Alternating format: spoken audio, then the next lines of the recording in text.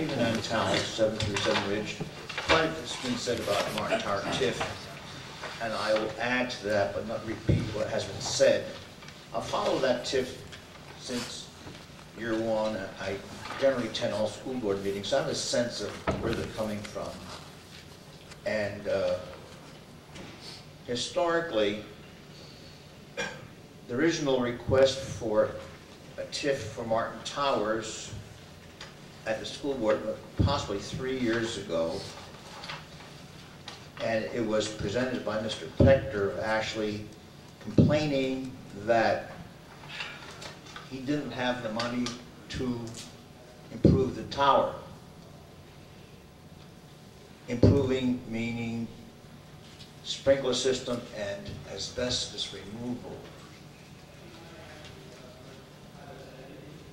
The consortium that bought the tower was acutely aware of what they were buying. The building had that. So it appears to be logical that they saw that if they could manipulate the TIF to get that money, it would help them do the work. If you look at the spirit of the TIF, the spirit of the TIF is to remove blight and improve brownfields. The blight in that area is in the building. The other thing I want to say is that since then, the group has been before the school district a number of times, changing its plans each time. I commend the school board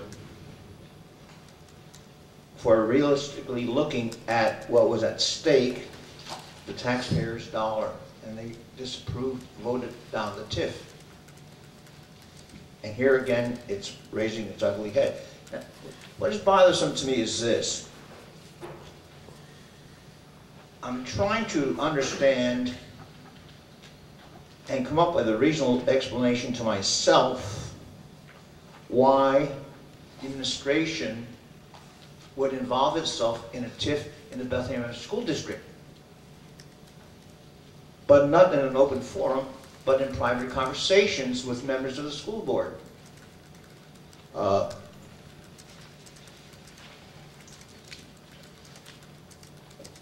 Ethically, this bothers me. This bothers me ethically because I don't see anything that happened at BASD that the administration is responsible to. Rather, being a response to administration. So, I think the community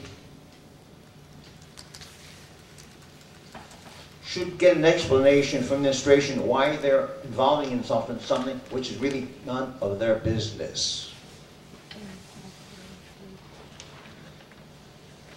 I hope the BSD is smart enough to ignore what the administration is saying, because administration has a horrible fiscal responsibility within the city. And if they listen to the administration, they just might pull themselves down financially by taking bad advice. So the question then is, and I think City Council should be concerned about this. Now,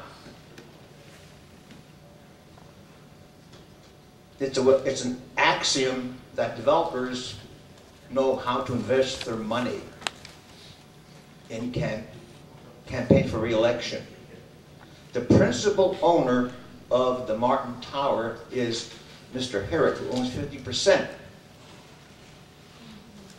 He lives in Boca Raton, not in New Jersey.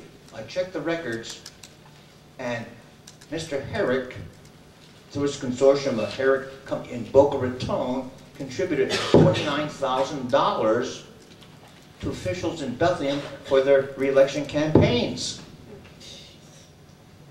Now, he's smart. He just might get $5 million back on a $29,000 investment. If I knew that, I'm going to go into development business. That's a very good investment. But in the meantime, the administration owes us an explanation why. Thank you. Any other comments?